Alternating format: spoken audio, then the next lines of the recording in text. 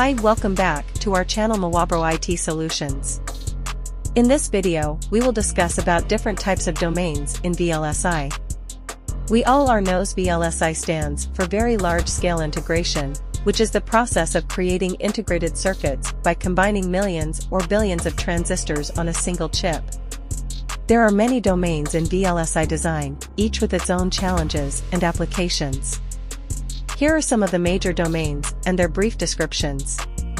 Analog layout design. This domain involves designing the physical layout of analog circuits, such as amplifiers, filters, oscillators, and converters. Analog layout design requires careful consideration of device matching, noise, parasitics, and performance.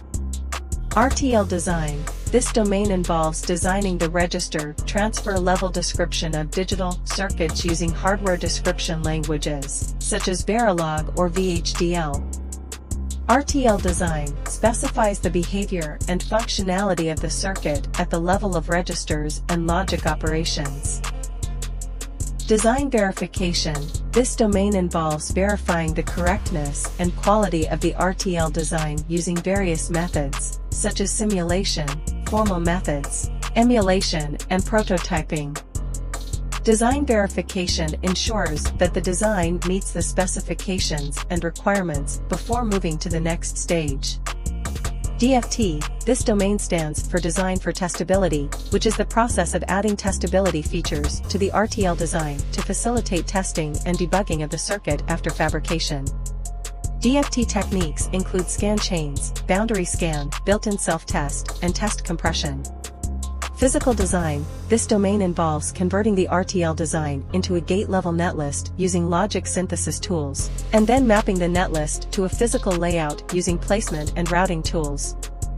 Physical design also involves optimizing the design for timing, power, and area using techniques such as clock tree synthesis, static timing analysis, and power analysis.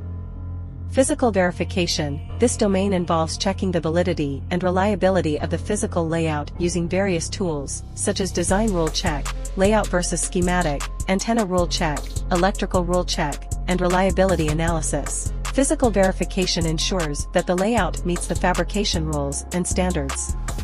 Post-silicon validation. This domain involves testing and debugging the fabricated chip using various equipment, such as oscilloscopes, logic analyzers, and debuggers.